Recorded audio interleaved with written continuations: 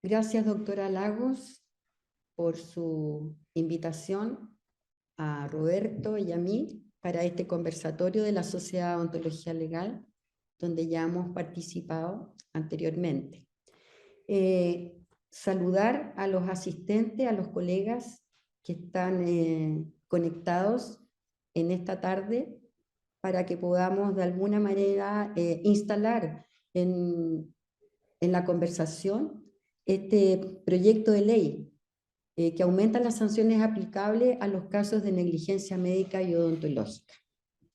Así es que vamos a tratar de tener un momento grato de intercambio, pero antes quisiera permitirme la libertad de compartir un sentimiento de recuerdo para nuestro amigo y colega, doctor Patricio Carrasco Tapia, que hoy día, justamente ya hace un año, que decidió emprender el vuelo a dimensiones cósmicas y que ciertamente desde allí nos estará apoyando en nuestra gestión como Sociedad de Odontología Legal y como gremio de la odontología. Para mi alumno, amigo, colega y maestro, bendiciones y que su viaje sea eterno. Gracias. Vamos entonces a iniciar nuestra conversación con ustedes.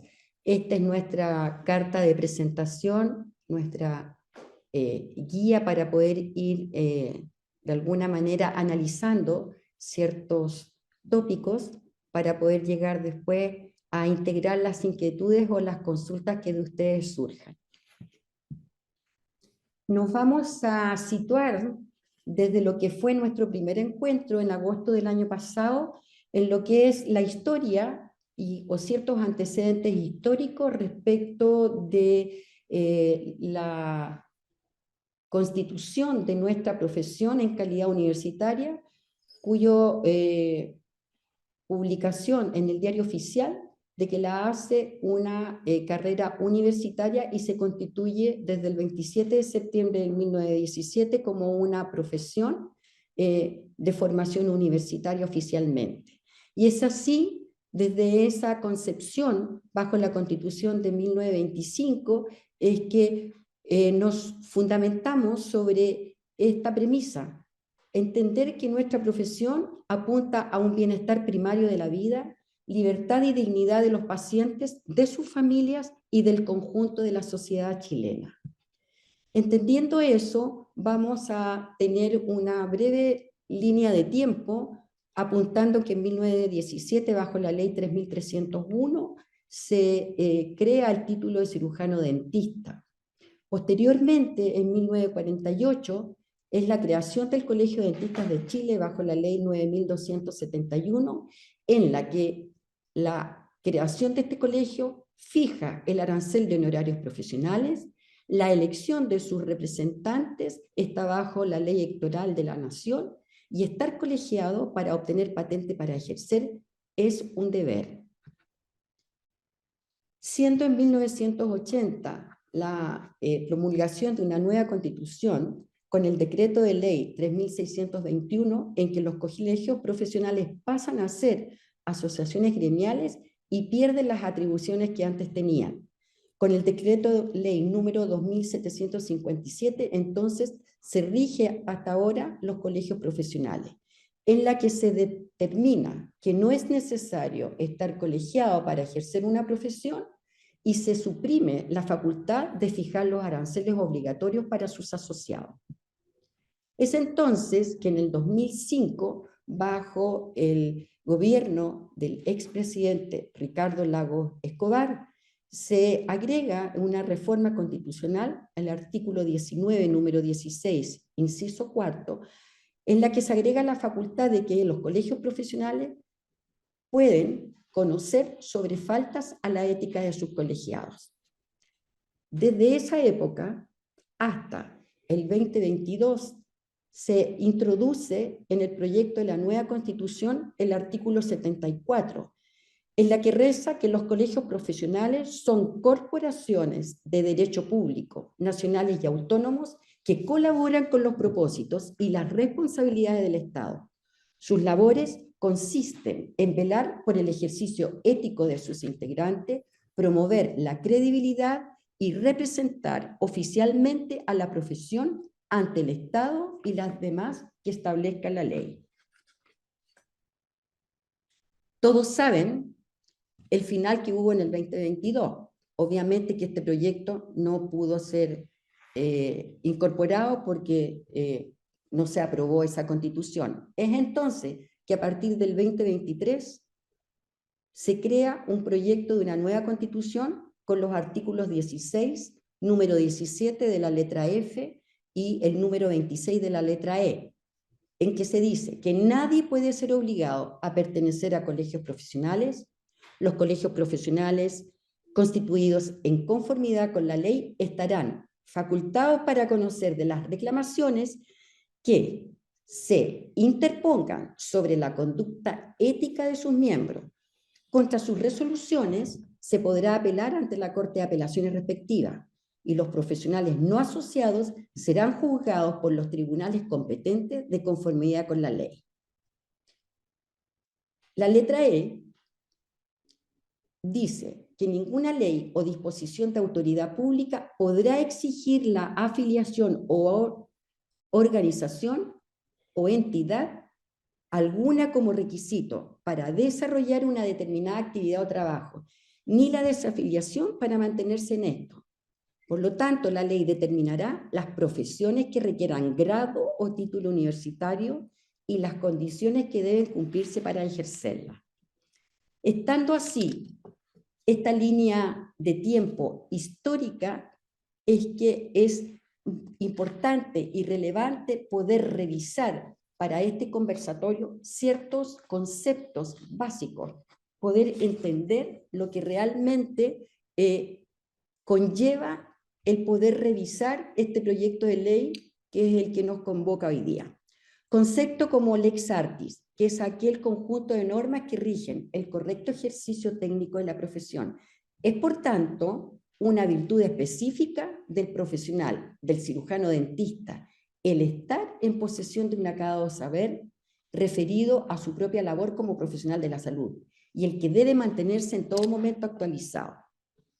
La responsabilidad, definida como aquella aptitud de la persona o sujeto de derecho para asumir las consecuencias de sus actos. Es responsable aquel que, frente a un daño proveniente de su actividad, sea esta activa o pasiva, está forzado a repararlo si ello obedece al incumplimiento de una obligación preexistente. El paciente, persona que requiere la colaboración del cirujano dentista para resolver y o aliviar una situación de enfermedad, de dolor que padece, cuyo sufrimiento altera su calidad de vida, impidiendo por lo tanto el desarrollo de sus actividades cotidianas. Es el sujeto en que las acciones del profesional están referidas en primer lugar. Entonces, esto orienta ¿a qué? A que nuestro quehacer profesional debe centrarse en el individuo, en la persona, en el sujeto, en nuestro paciente, generando entonces con esto la cultura de la ética. Para esto es importante que debemos entender que este paciente que necesita de nosotros integra un grupo familiar, un grupo laboral, un grupo educacional, con obligaciones, con derechos, con anhelos, con temores, miedos y esperanzas, que tiene el derecho a compartir con el profesional las decisiones clínicas de su situación, ejerciéndolas con libertad y autonomía, recibiendo de su tratante la información clínica, diagnóstica, terapéutica, oportuna, veraz, comprensiva, comprensible y completa, que esto está sostenido en la Ley de Derechos y Deberes. Y esto es el inicio de poder comprender que el paternalismo de los profesionales de salud queda relegado a un plano inferior porque es el paciente el que debe entender que tiene una responsabilidad sobre su condición de salud para poder definir y decidir qué es lo que quiere realizar como terapia que se le ofrece. Debe también asumir una responsabilidad y obligaciones en el proceso de su recuperación de su salud bucal, contenida también en la ley de 20.584. Y también entender que aquellos pacientes con capacidades especiales, las decisiones están dadas por un representante, su tutor, su apoderado o incluso en alguna situación especial por el tratante del momento que lo está evaluando. También contenido esto en la Ley de Derechos y Deberes. Concepto de delito. El delito es toda acción u omisión voluntaria penada por la ley. Las acciones u omisiones penadas por la ley se reputan siempre voluntarias, a no ser que conste lo contrario.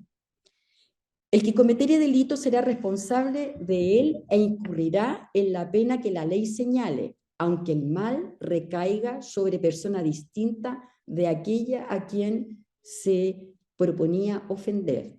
En tal caso, no se tomarán en consideración las circunstancias no conocidas por el delincuente que agravarían su responsabilidad, pero sí aquellas que la atenúan, y esto está contenido en el artículo 1 del Código Penal.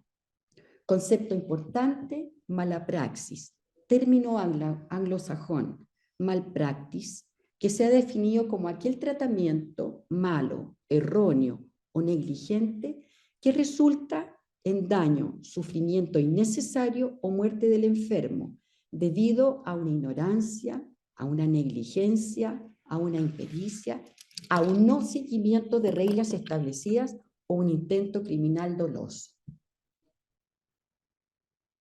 Es así entonces, teniendo estos conceptos básicos relevantes y teniendo al paciente ya definido, el profesional, nosotros, cirujanos dentistas, integramos toda esta línea que hemos presentado y tenemos una responsabilidad por nosotros mismos, pero además tenemos un rol social, que es el rol social de la odontología. En el entendido que nosotros buscamos el bien común, generando un beneficio de todos los ciudadanos.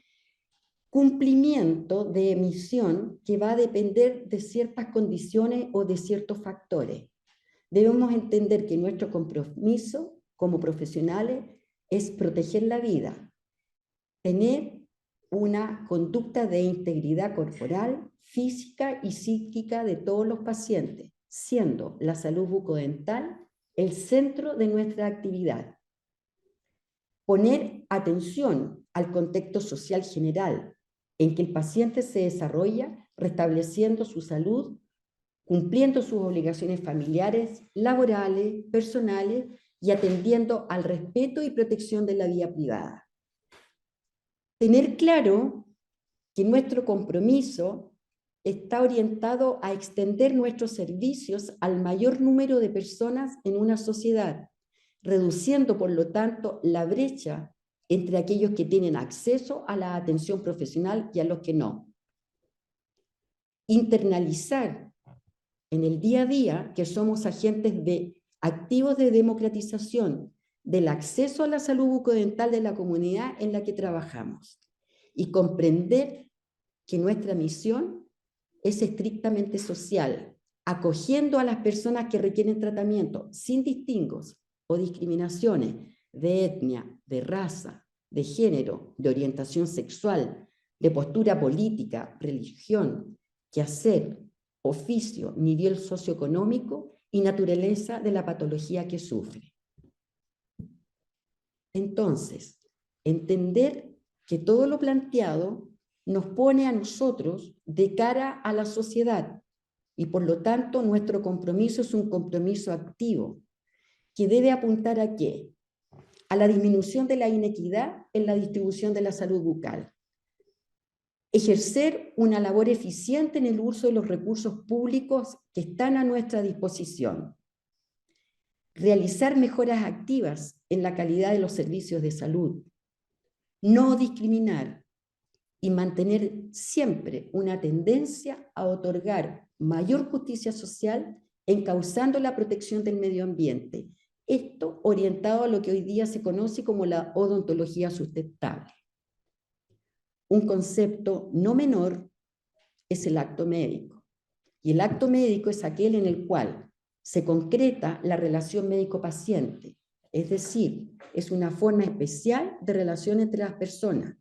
Por lo general, una de ellas, que es el enfermo, acude a nosotros motivado por una alteración en su salud.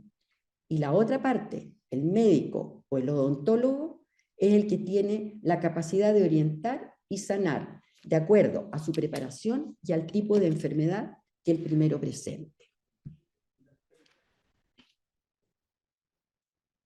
Habiendo revisado esto, este es un breve esquema de la historia en la que se encuentra la tramitación del proyecto que se va a analizar durante esta tarde. El proyecto legal de aumento de las penas de mala praxis en medicina y en odontología. Entender que estos proyectos pueden ingresar por la vía del legislativo o por la vía del ejecutivo, ya sea a la Cámara de Diputados o a la Cámara de Senadores. El 13 de septiembre del 2023 ingresa este proyecto como primer trámite constitucional al Senado, como decir, a una oficina de parte, y desde ahí se revisa y con fecha 26 de septiembre de este año, este proyecto pasa como una cuenta de proyecto a la Comisión de Salud, a la Comisión de Constitución, Legislación, Justicia y Reglamento, donde se revisa, se evalúa, se discute. El 4 de octubre del año en curso, la Sala acuerda autorizar a la Comisión de Salud para discutir en general y en particular esta iniciativa, con ocasión del trámite reglamentario del primer informe, primer trámite constitucional en el Senado. Siendo el 11 de octubre del mismo año, el senador Chaguán adhiere a esta iniciativa.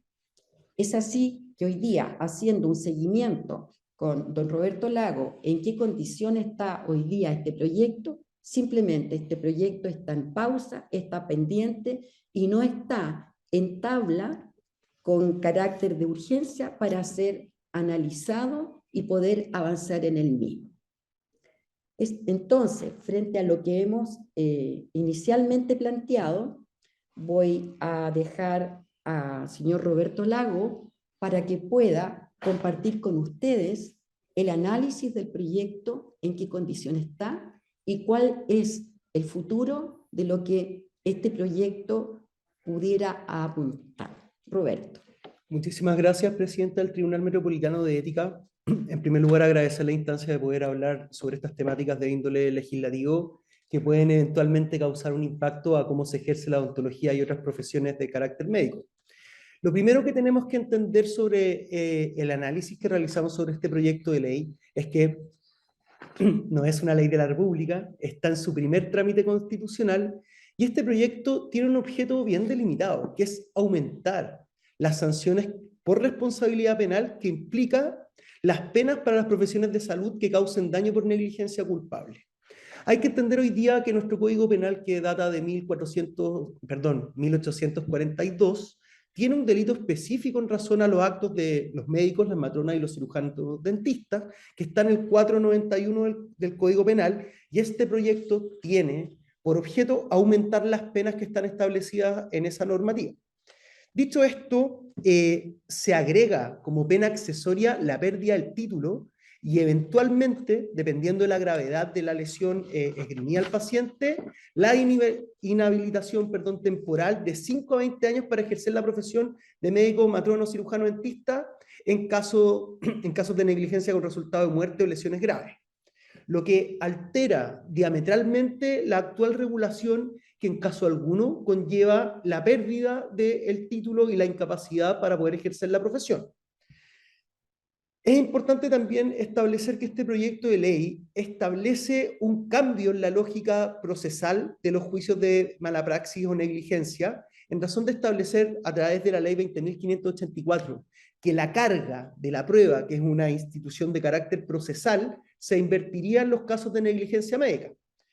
Para explicarlo en simple, hay que entender que cuando un paciente desea demandar judicialmente la responsabilidad de un cirujano dentista, una matrona, un médico cirujano, le corresponde al paciente en el proceso judicial probar que el profesional tratante actuó de manera negligente. Con esta iniciativa legislativa se invierte la carga de la prueba y ahora sería responsabilidad del profesional tratante probar que actuó de manera diligente y de acuerdo a los protocolos establecidos.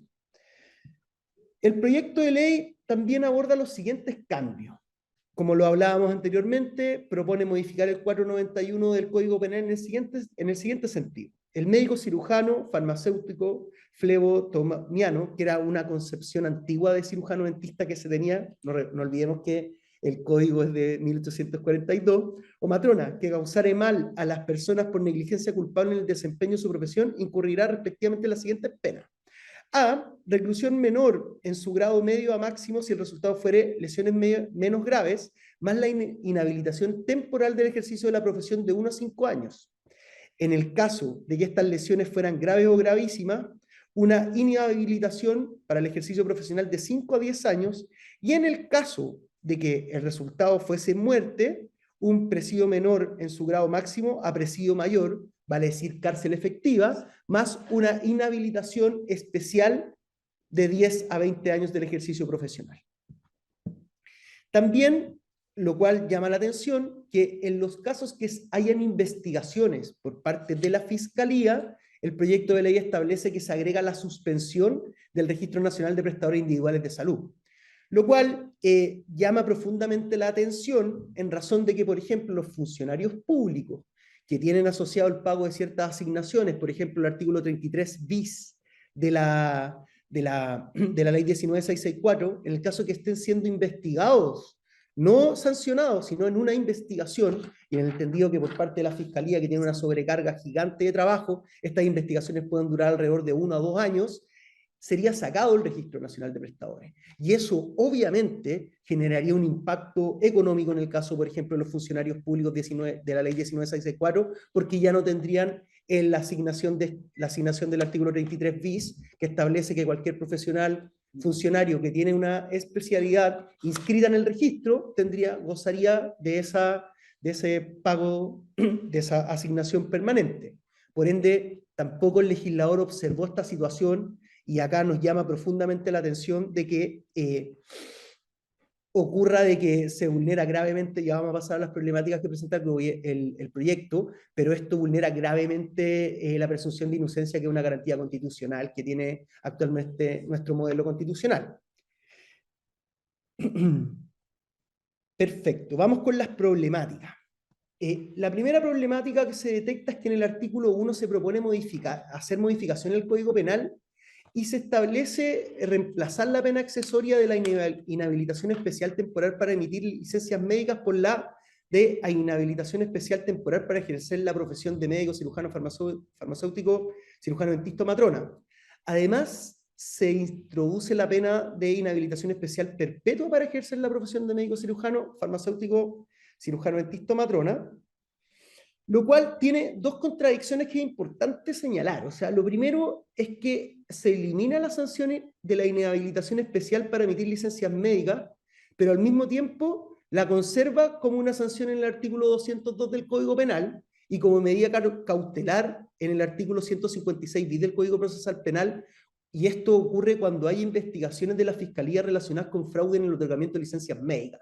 Hay que entender que un profesional que está siendo investigado por la Fiscalía en razón de un delito de la emisión de licencias médicas falsas o adulteradas, la Fiscalía tiene la capacidad de poder pedir esta medida cautelar en que la persona quede sin la capacidad de emitir estas licencias médicas, lo cual, ingresando este proyecto de ley, o siendo este proyecto de ley, mejor dicho, ley de la República, generaría esta problemática en el Código Penal y el Código Procesal Penal.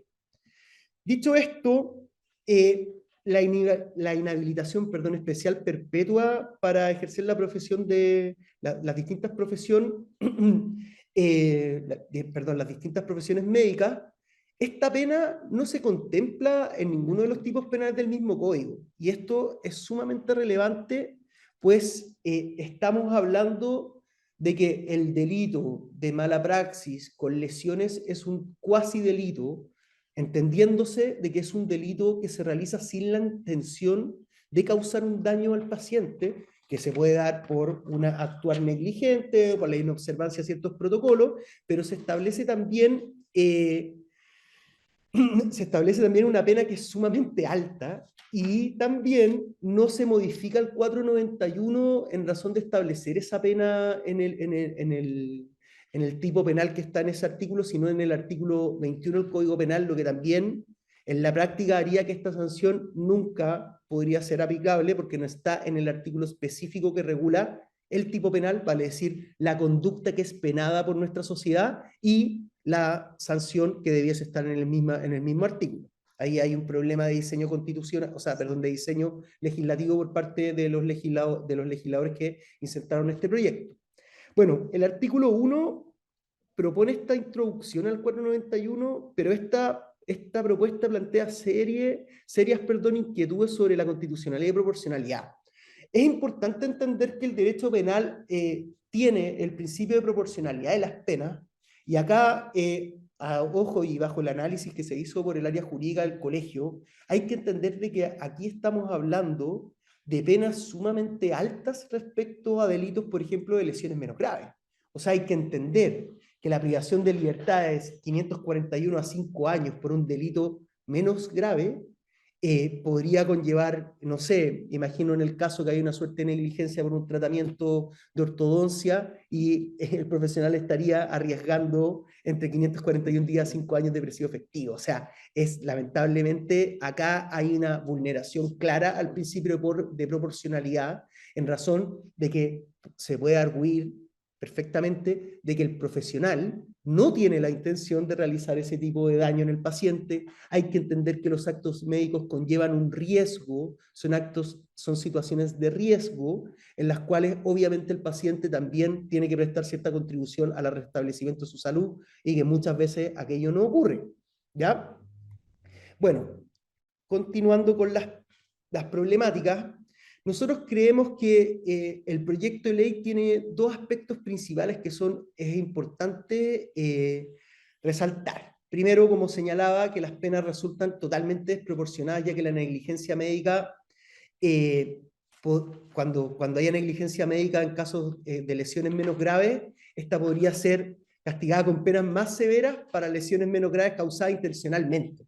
O sea, hay que decir, por ejemplo, en el delito de lesiones tendría una pena menor a el delito de lesiones menos graves realizada por un profesional de la salud. Lo que plantea, obviamente, una violación al principio de proporcionalidad. ¿Por qué? Porque el derecho penal está pensado respecto a elementos como la intencionalidad de causar un daño, ¿ya? Entonces, si yo, por ejemplo, estoy en una riña o cometo un asalto y lesiono a la persona, con la intención de lesionarla, tendría una pena menos severa que un profesional de la salud que quizás comete una lesión menos grave y por un actuar que podría ser catalogado por los tribunales de justicia como negligente, arriesga una pena más grave, lo cual es contrario al principio de proporcionalidad en el derecho penal. También se cuestiona la falta de consistencia en las penas y las penas accesorias propuestas, porque la verdad las penas accesorias propuestas llaman profundamente la atención, y estas dos penas accesorias propuestas, como lo estábamos hablando recientemente, es ser sacado del Registro Nacional de Prestadores Individuales de Salud, el cual todos sabemos que no es un registro habilitante para el ejercicio de la profesión, pero sí es el único registro público y es el único registro a nivel nacional en el cual los pacientes pueden revisar si los profesionales de la salud tienen los estudios que señalan tener y si cuentan con alguna especialidad. Entonces, más allá del tema también que ocurriría con los funcionarios públicos, llama harto la atención que se quiera realizar eso. Lo que también llama la atención en razón de la falta de consistencia es tener que invertir la carga de la prueba. Hay que entender, lo vuelvo a reiterar, que la institución de la carga de la prueba es una institución antigua que viene del derecho romano, en la cual quien alega en un tribunal y quien tiene una proposición judicial, vale decir, a través de una demanda, es quien es el encargado de probar lo que está estableciendo en su demanda. Solamente en algunos casos muy calificados se invierte la carga de la prueba y estos casos son de naturaleza civil, y en este caso, que invertir la carga de la prueba es una situación excepcionalísima, se estaría invirtiendo la carga de la prueba en casos de atenciones de carácter médico, lo cual obviamente resulta inaceptable y podría llevar de ser este proyecto de ley una ley de la República a aumentar considerablemente la judicialización de procesos judiciales en contra de profesionales de la salud, en razón de que para los pacientes sería mucho más fácil y mucho más asequible tener sentencias favorables y, más importante aún, sentencias indemnizatorias en contra de actos realizados por médicos cirujanos, cirujanos dentistas, matronas y otros profesionales. Entonces, el derecho también genera, porque no hay que olvidar que nuestro sistema procesal o nuestro sistema civil, que vienen de raigambre francesa y a su vez raigambre latina de la misma Roma, son instituciones que son sumamente clásicas y que se han mantenido en el devenir del derecho constitucional occidental. Entonces, hacer esta innovación legislativa, la verdad, tiene un problema grande en razón de que también se empezaría a chocar con ciertos principios constitucionales, de acuerdo a la actual constitución que nosotros tenemos, que protege ciertas cosas como el derecho de propiedad sobre las profesiones o la presunción de inocencia que tiene cualquier persona cuando está siendo sometida a un proceso de carácter jurisdiccional. Bueno, volviendo a hablar de la suspensión en el Registro Nacional de Prestador Individual de Salud, nosotros también creemos que esta medida cautelar es inadecuada y carece de sentido, ya que no contribuye al éxito de las investigaciones. ¿Por qué? Porque si se está investigando un actuar negligente por parte de un cirujano dentista en razón de sus acciones clínicas, ¿cuál sería el objetivo de sacarlo del Registro Nacional de Prestadores, sino más bien lo que ocasionaría realmente un daño patrimonial para un cirujano dentista que puede tener la calidad de imputado? Pero mientras no sea condenado por una sentencia firme y ejecutoriada, él, para el tratamiento que da el derecho, se presume en todo momento inocente. Entonces, nosotros creemos que la verdad, tener este tipo de sanción tendría un efecto que sería totalmente perjudicial para los profesionales de la salud, en razón de que esto, como en el ejemplo que di anteriormente de la ley 19664, causaría un detrimento económico, y también entendiendo que las investigaciones por parte de la Fiscalía no son rápidas y uno puede estar en la calidad de imputado alrededor de 1 a 2 años. Entonces, ¿para qué? Para que después se me diga que no hubo ningún tipo de responsabilidad, pero tampoco el Estado ni el sistema judicial se va a encargar de indemnizar los 2 años que yo estuve fuera del registro, siendo observado por los pacientes o sufriendo este detrimento económico si soy funcionario público. En cuarto lugar, bueno, el cumplimiento, cuando se inserta aquí en el artículo 3º, que se trata de insertar esta norma en la ley 20.584, nosotros creemos que invertir la carga de la prueba, perdón, es inconstitucional, ya que viola de manera directa la presunción de inocencia, que es un principio fundamental en el derecho, ya que esta medida perjudica particularmente a la profesión médica y odontológica y crea una desigualdad entre la ley con otras profesiones. ¿Por qué? Porque frente a otras profesiones que quizás no tienen el carácter clínico, por ejemplo, pienso en la psicología, en los kinesiólogos, en los nutricionistas, también pueden haber efectos de mala praxis.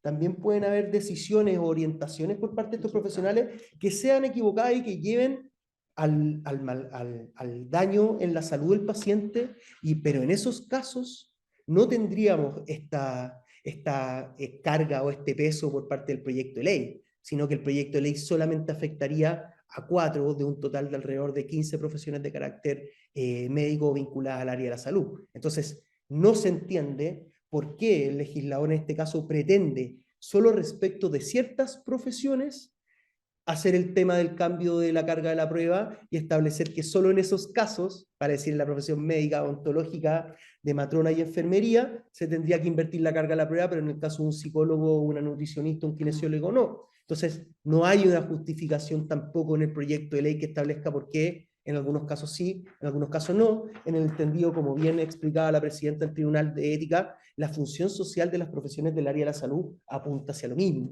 a un restablecimiento en la salud de los pacientes y un fin social de que todos podamos gozar de un buen estado de salud en las distintas áreas, ya sea salud bucodental o salud mental, dependiendo de la profesión que se trate. Exacto. Bueno, como lo hablábamos en razón de las conclusiones, hay contradicciones en las penas propuestas en el proyecto de ley, observamos inconstitucionalidad y un problema de proporcionalidad.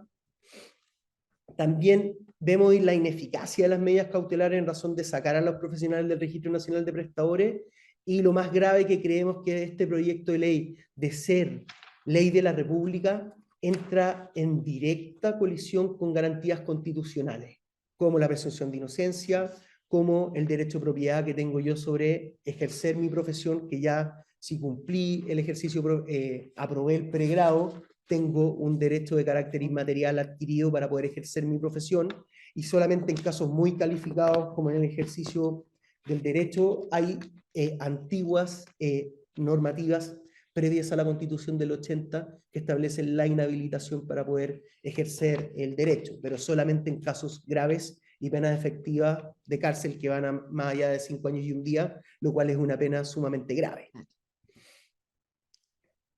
Bueno, doctora, unas palabras finales para nuestra exposición, por favor. Bueno, estimados colegas, para nosotros ha resultado una experiencia de aprendizaje poder revisar este proyecto de ley que eleva las penas en la mala praxis de la medicina y la odontología.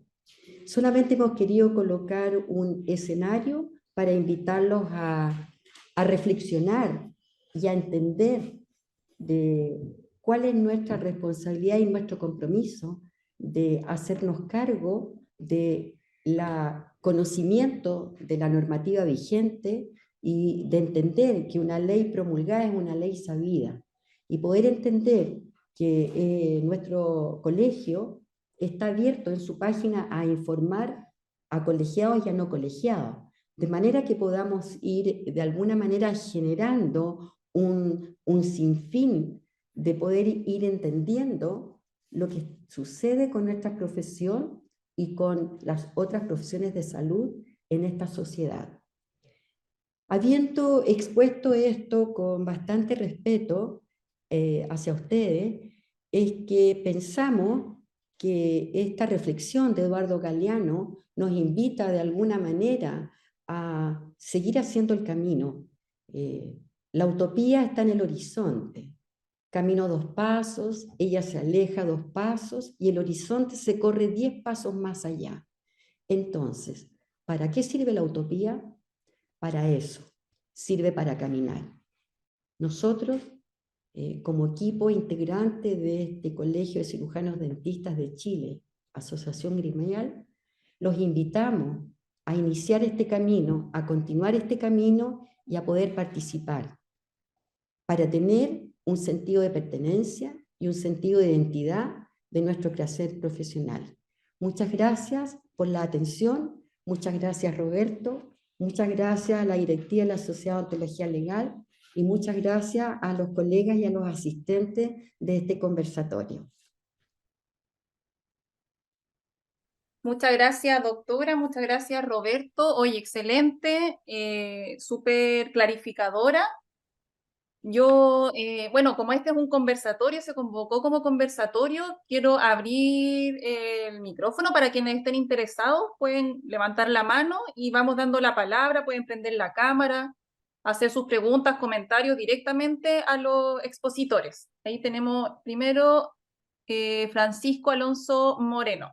Abre el micrófono nomás y nos Hola, ¿qué cuenta. tal? Buenas noches, ¿se escucha? Sí. Súper. Bueno, en primer lugar, muchas gracias a la Sociedad de Odontología Legal, al Colegio de Cirujanos Dentistas por la invitación. La verdad siento que es un tema que debe ser masificado y entendido por todos los colegas, de todas maneras. Tenía dos dudas cortitas, quizás si me podrían guiar en ese sentido. En primer lugar, bueno, he tenido la posibilidad de leer el proyecto de ley y su implicancia, pero tengo una pequeña duda, quizás nos pueda ayudar nuestro abogado aquí, representante, que tiene que ver un poco con el desconocimiento que poseo a priori con respecto a el proceso penal, de cómo se ejecutan los fallos con respecto a cuando se plantea presidio, dependiendo del pronóstico médico legal de las lesiones, y al mismo tiempo se habla de ciertas inhabilitaciones. Quiero saber cómo funcionaba eso, cómo puede ser o presidio o inhabilitación, o va siempre de la mano, cómo funcionaría ahí, no me quedó muy claro cuando leí el proyecto. Bueno, doctor, lo que es importante señalar en primer término que el proyecto de ley establece las dos penas, o sea, un presidio y la inhabilitación por una cantidad de años del ejercicio profesional. Lo que a nosotros nos llama la atención, hay que entender que a veces el legislador comete errores en los proyectos de ley, es si esta inhabilitación va a ser efectiva después del presidio. Lo que también es importante señalar, doctor Francisco Moreno, es que hoy día también existe una ley especial que es la ley sustitutiva de pena efectiva. Cualquier persona que sea juzgada por primera vez en un proceso penal y que colabora con la investigación o tiene ciertas atenuantes se puede acoger a esta ley que lo que hace es modificar el presidio efectivo, está constituida para ciertos delitos, y cambiarlo por una pena sustitutiva que podría ser la firma mensual, no sé, los mal llamados clases de ética, por ejemplo, pero existe esa ley hoy día y cualquier persona en carácter de imputado con una fallo desfavorable podría acogerse. La verdad, como bien usted señala que al revisar el proyecto, lamentablemente el legislador no se hizo cargo de saber si ese tiempo de inhabilitación para ejercer profesionalmente, lo cual yo considero que es una medida sumamente desproporcionada, va a correr desde que uno está, pongamos en el caso resultado muerte, que es como la hipótesis más gravosa, si se me va a computar o no dentro del ejercicio, o sea, mientras estoy en la cárcel, lo cual a mí me llama la atención porque es imposible también ejercer actividades profesionales cuando uno tiene la calidad de presidio. Exacto. Súper, buenísimo. Muchas gracias por la aclaración. Y quería aprovechar la instancia de consultar en el sentido de la tramitación de los proyectos de ley. Quiero saber más o menos, porque lo desconozco, qué viene ahora. ¿Existe una instancia en la que nosotros podamos manifestar esta preocupación en un entorno ya más formal ante las instituciones correspondientes? ¿Cómo funciona eso? Bueno, doctor, no sé si está nuestra segunda vicepresidenta nacional, la doctora Mariluz Lozano. Es que ahí veía Mariluz Lozano. Bueno, lo primero que es importante señalar, doctor Moreno, es que el Colegio Cirujano Dentistas de Chile es la agrupación política de defensa de la profesión de cirujano dentistas de Chile. Y nosotros obviamente hemos observado con harta atención este proyecto de ley, en el cual hemos entrado en conversaciones con el Colegio Médico, y el Colegio Médico tuvo una reunión con el senador Castro, en la cual se le puso en buen chileno freno al proyecto. Hoy día, junto con la doctora, revisamos la tramitación del proyecto, está sin urgencia, vale decir que está en una línea larga de proyectos que se tienen que revisar, y el Ejecutivo no le ha puesto en ningún caso urgencia. Ahora bien, respecto a la tramitación, la verdad, voy a tratar de explicarlo de manera simple, porque se pueden dar distintos escenarios, pero ahora que está en la Comisión de Legislación y Constitución, debiese, si no hay enmiendas, no hay modificaciones, o si también las hay, enviar el proyecto a votación de toda la Cámara de Senadores. Si se establece con el quórum, que no recuerdo dependiendo de la materia qué quórum es, pasaría a la segunda Cámara, que en este caso es la Cámara de Diputados. Se puede. Ah, está la doctora Lozano, por favor. Me gustaría darle la palabra a ella, que tiene mayor información de la comunicación con el gremio médico también sobre dar seguridad en los cirujanos dentistas sobre la tramitación de este proyecto. Hola, buenas tardes, ¿se me escucha? Sí. Perfecto. Bueno, gracias por darme la palabra, Roberto. Solamente contarle a los colegas que efectivamente cuando salió este proyecto de ley, nosotros estábamos en diferentes trabajos, en diferentes mesas con el Colegio Médico, lo cual entre medio de esta mesa se logró conversar sobre este nuevo proyecto de ley donde aumentan las sanciones. En ese minuto había un estudio de Falmet. Por lo tanto, a nosotros el Colegio Médico nos instó a que esperáramos que saliera esta minuta con respecto al nuevo proyecto de ley. y Patricio Mesa, que es el presidente actual del Colegio Médico, conversó directamente con los senadores, inclusive con el senador Juan Luis Castro, que es colega de ellos, lo cual nosotros nos llamaba, como Colegio Dentista nos llamaba mucho la atención, ya que la verdad que nos llama la atención que un propio colega de uno trate de dar pie a proyectos donde se vulneran mucho los derechos de los profesionales.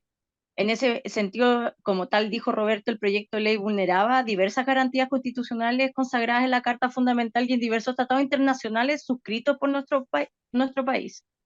Eso se conversó con los diferentes senadores y hoy en día lo que nos dejó en claro el doctor Patricio Mesa, presidente del Colegio Médico, es que está desechado el proyecto.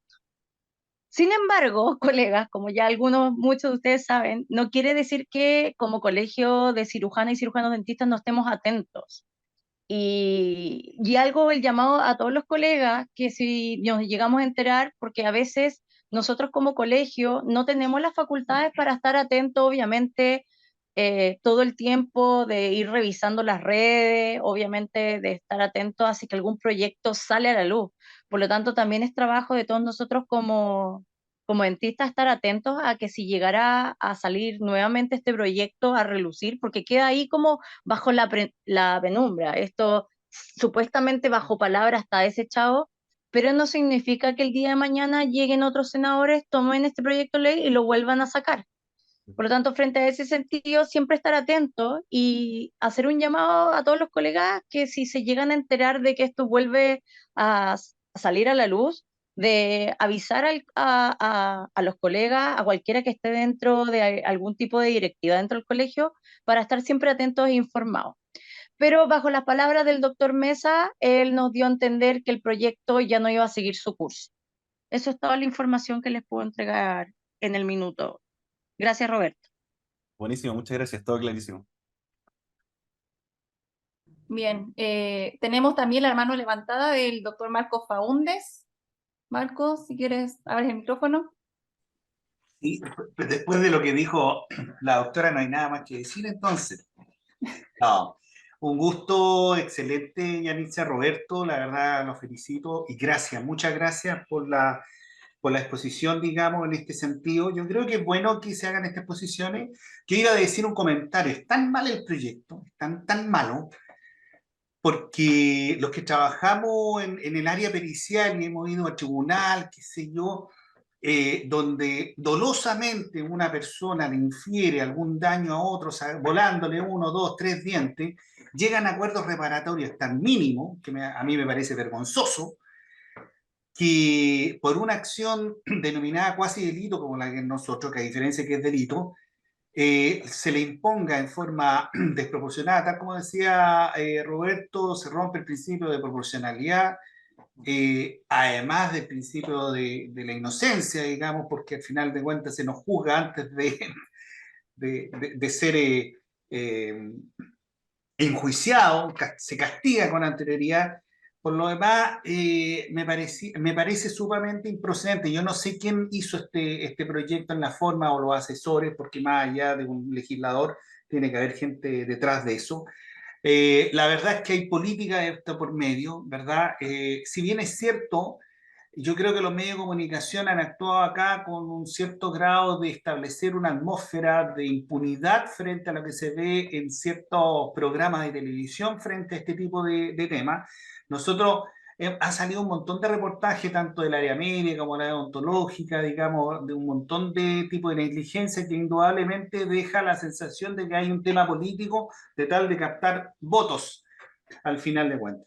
Pero yo creo que es bueno sensibilizar sobre esta materia, por eso felicito a la Sociedad de Odontología Legal de Chile, que junto con el Colegio de Cirujanos Dentistas ponen en pie y nos mantienen, como decía la doctora ahí, tenemos que estar en estado de alerta frente a esta situación, ¿ya? Y obviamente buscar los canales formales como para poder establecer algún mecanismo de acción, porque yo creo que acá se trata de perjudicar arbitrariamente a algunas personas yo creo, finalmente, con fines políticos, ¿ya? Por lo demás, yo también quería aportar en el sentido de que ¿quién va a establecer si hubo el ex arte o no lo ex arte? Porque los que trabajamos en el servicio médico legal sabemos que se demora 2 o 3 años. Ahí no está la Claudia Contreras acá, que pertenece al comité de responsabilidad. Entonces, la carga que se va a establecer en ese comité, no sé si se va a crear otro, o el proyecto de ley incluye otra asociación o una agrupación que ve estos casos. Y de verdad me parece un proyecto que no tiene sustento, ¿ya? Y me alegra haber escuchado de parte de la doctora, digamos, que en realidad lo que señaló el doctor Patricio Mesa señala de que esto ya se le pone la lápida, pero hay que estar atento. Así que muy agradecido, doctora Yanitza, y muy agradecido, Roberto, por esta exposición, y agradecido a la sociedad. Gracias, Gracias, doctor. Marco, por tu comentario. Me permite, la pregunta suya, quienes presentaron este proyecto era el doctor Juan Luis Castro, la senadora Evenperger, el senador Guanchumilla y Durresti. Y al final, en octubre, se agregó a esta iniciativa el senador Chaguán. Esos son los legisladores que propiciaron este proyecto. Hoy, y yo, bueno, no hay mano levantada, un poco unirme a la pregunta de Marco, aparte de quién lo presentó, ¿cuál es como el espíritu de esta ley? ¿Ha habido un aumento significativo de denuncias por malpraxis médica, odontológica? ¿Cuál es la justificación de presentar este proyecto si ya teníamos como sanciones aplicables para este tipo de delitos? La verdad, doctora, hay un estudio de Falmet que dice que desde 1994 al 2022 tenemos un total de 6.053 juicios civiles y penales por presunta mala praxis, y la verdad hay un aumento leve en el tiempo de las demandas y denuncias. Es importante establecer que con la dictación de la ley 20.584, que es la ley de derechos y deberes de los pacientes, ahí conectando con la pregunta de Nelson Silva, hoy día hay un sistema especial para el tema de reclamos por mala praxis médica u odontológica a través de una mediación ante la Superintendencia de Salud previo al inicio de acciones de carácter civil, vale decir, indemnizatorio.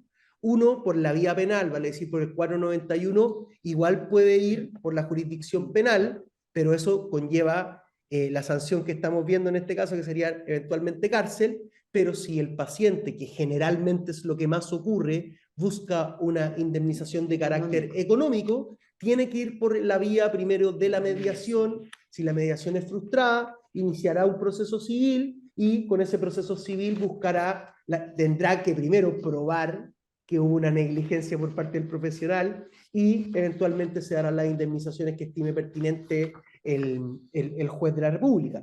Pero hay que entender que este tipo de procesos son procesos de lato conocimiento. Me ha tocado conocer algunos casos de negligencia médica que siempre llegan a la Corte Suprema, y estamos hablando de procesos que en materia civil por lo menos tienen una litigación en todas las instancias, para decir Tribunal de Primera Instancia, Corte de Apelación y Corte Suprema, de 5 a 10 años. Entonces, inhabilitar a un cirujano dentista del registro durante esa cantidad de tiempo es algo que nosotros entendemos que es inaceptable, y la verdad, y también para seguridad también de los asistentes, o sea, nosotros por lo menos desde el área jurídica, junto a nuestra mesa directiva nacional, en el caso de que esto llegase en un escenario improbable a ser ley de la República, haremos las acciones conducentes en el Tribunal Constitucional para declarar que esta ley es de carácter inconstitucional por incumplir el principio de proporcionalidad, el principio de presunción de inocencia y el principio de propiedad, la garantía constitucional de propiedad sobre el ejercicio de la profesión. Entonces, quedan instancias todavía. Yo, la verdad, a veces ocurre un fenómeno político, comunicacional, que el legislador muchas veces por la presión, a veces, como bien señalaba el doctor que expuso anteriormente, de los programas de televisión, tratan de generar estas iniciativas, pero que si uno hace un examen exhaustivo de lo que se busca y lo que se vulnera también respecto de nuestras profesiones, no hay un acervo ni una justificación legislativa para poder regular esto. Aparte que tampoco este proyecto ha pasado ni siquiera su primer trámite constitucional, o sea, no ha sido votado por los legisladores, por el Senado, perdón, en la Cámara, por el total de senadores, o sea, recién está en una etapa muy primogénea de tramitación. Entonces, tampoco es que tengamos la mitad del camino legislativo recorrido y en todas esas instancias, doctores, tengan la seguridad que el Colegio de Cirujanos Dentistas de Chile, como lo ha hecho en otros proyectos de ley que afectan el ejercicio odontológico, va a estar ahí haciendo todas las instancias de lobby que sean correspondientes para tutelar el ejercicio de la profesión de cirujano dentista. Oye, Roberto, y también se me venía a la mente, dentro de los derechos constitucionales que vulnera, cuando hablaban de sacarte el registro de prestadores individuales de salud, que claro, si bien no es algo habilitante para trabajar, para quienes trabajamos en instituciones de salud acreditadas, sí es un requisito sine qua non, digamos. Entonces, ¿qué pasaría con esos funcionarios que trabajan en un servicio de salud pública acreditado? Los echarían del trabajo o los suspenden sin goce de sueldo. Tampoco está contemplado eso, pero como te digo, no es un requisito que te piden hoy día para entrar a cualquier prestador de salud pública. En muchos privados también lo piden, pero en instituciones acreditadas es determinante para que tengas tu contrato o no. O sea, yo lo entiendo, presidenta de la Sociedad de Odontología Legal, pero lamentablemente el legislador no se puso en ese escenario, de que hoy día todos sabemos que el registro no es habilitante, pero es el único catastro público del cual otras normativas, como bien usted señala, la acreditación en calidad, supongo, conllevan estar inscritos, o los funcionarios de la 19.664.15.176 para el pago de ciertas asignaciones. Entonces, sacarte de ese registro, y que también es una garantía para los pacientes, o sea, porque Claro. hay que pensar que un profesional que está siendo investigado y lo sacan del registro, mientras dura el periodo de investigación de la fiscalía, no basta, o sea, sería muy extraño que esté con prisión preventiva, ¿me entiendes? Entonces, podría ejercer, pero también se le causaría un problema de cómo sigo ejerciendo, porque me veo sumamente lesionado, van a llegar los pacientes a mi consulta, porque cada vez más la ciudadanía usa el registro y voy a parecer que no estoy en el registro, entonces va a decir, oiga, ¿usted es dentista o no? Entonces, Claro. lamentablemente se plantea ese problema y que no fue atajado por el legislador, y no hay mayor desarrollo sobre esa situación, más allá de hacer la modificación en el artículo 3º de la ley 20.584. Perfecto, gracias. No sé si alguien tiene más preguntas. A mí me queda una todavía, las anoté. Pero no sé si alguien más quiere hacer alguna pregunta, algún comentario para los expositores. Puede levantar la mano o abrir directamente el micrófono. ¿No? Ya. Bueno, les voy a hacer un comentario que también tiene que ver con algo que dijo Marco. Lamentablemente la doctora Claudia Contreras, que es dentista y es abogada también y trabaja en el Comité de Responsabilidad Médica en Santiago, lo comentábamos el otro día a pito de que tuvimos la reunión de CONASEO y hablábamos sobre este tema. Y el tema de quién determina la falta de la Lex Artis es importante. Particularmente ella nos comentaba el caso de los colegas que se dedican a la estética facial. Los casos que están llegando por responsabilidad médica no están pasando por dentista. Ella nos comentaba que hay un cirujano plástico y que es él el que determina si hay falta de la Lex Artis o no. Entonces también ese es un tema que ella nos comentó que lo ha peleado, pero de aprobarse un proyecto de ley como este, también es importante que la falta de la Lex Artis debería ser juzgado por un profesional que tenga la misma formación que uno. Pero en tema particular de estética, por si hay alguien más de los asistentes que esté trabajando en estética, sepan que en este momento lo está determinando un médico, cirujano plástico. Y no, lo que ha visto ella es que no han salido favorables para los dentistas. Entonces, también ese es un tema, como quién va a determinar eso. Bueno, presidenta, o sea, lo primero que quisiera señalar es que el colegio ha participado activamente en las mesas del Ministerio de Salud, en razón de que hay un deseo por parte del Ministerio de establecer cierta regulación al tema estético. No hay que olvidar que el año pasado hay un proyecto de ley respecto a las atenciones estéticas con fines de embellecimiento, en el cual, a través de la gestión política de nuestro colegio, hemos estado contemplados dentro del tema. Ahora, en razón del tema sumamente específico, porque yo asumo que usted me está hablando respecto al informe que se entrega al juez para que decida, creo que es un tema a considerar, y ahí obviamente, presidenta, acérquese al colegio para que podamos ver una gestión de trabajo y tutelar que respecto al ejercicio de la odontología, no hay nadie más que un cirujano dentista que pudiese tener las competencias necesarias para ver si ese ejercicio se realiza de acuerdo a la lex artis o no. Tema similar que podríamos relacionar es que el colegio está iniciando también, intentando tener una mesa con las Seremis de salud para establecer que en el caso, por ejemplo, de las fiscalizaciones a las salas de procedimiento por autorizaciones sanitarias, estas fiscalizaciones las hagan cirujanos dentistas y no otros profesionales que son ajenos al ejercicio odontológico. Pero obviamente, Presidenta, con lo que usted manifiesta, se abre una área posible de trabajo y ahí nuestras autoridades, no sé, está la doctora Lozano, creo que podemos comprometer ahí un trabajo para poder ver esa situación, porque obviamente hay que entender que ¿quién más que un cirujano dentista? ¿Quién sabe si hubo o no falta a la lex artis por parte del ejercicio profesional? Perfecto, sí, le voy a decir a Claudia porque nos comentó esto como preocupada, en verdad, porque ella dice, he tratado, pero no me dejan, entonces sí, es bueno comentarlo en el gremio finalmente. Bien, hoy al parecer no hay más preguntas. Bueno, muchas felicitaciones en el chat, están escribiendo los asistentes. Yo reiterar mi agradecimiento a ambos. Los dos son una dupla ganadora y siempre nos dicen que sí. Cuando proponemos charlas conjuntas, le agradezco a ambos por sus conocimientos, por su expertise en el tema, por la disposición de tiempo también, y hacer que todo esto funcione. También al área de comunicaciones del Colegio de Dentistas, que nos brindó todo el apoyo desde el principio, en la gráfica, ahora en la plataforma, el apoyo constante que hemos tenido ha sido un 7. La doctora Lozano está levantando la mano, así que le doy la palabra antes que cerremos. No, solamente tomar tus palabras, Denise, y Ujú. creo que bajo esta charla es muy importante que ustedes como área legal eh, tengan la oportunidad de exponer estas ideas con nosotros en la mesa directiva. A veces nosotros de repente pecamos que tenemos tanta pega que hay sectores que quedamos al debe y dar a conocer este tema para nosotros es muy importante. Y no es menor, los salubristas siempre hablan de relevar el rol del odontólogo en todas sus áreas. Y esta no es una menos. Hoy en día, cuando se nos invita como colegio dentista a exponer sobre ciertos temas y ciertas posibles modificaciones de leyes, pasa que siempre nosotros como cirujanos dentistas le hacemos saber al legislativo quién nos va a garantizar que la persona que nos esté fiscalizando a nosotros es realmente alguien con las competencias para hacerlo.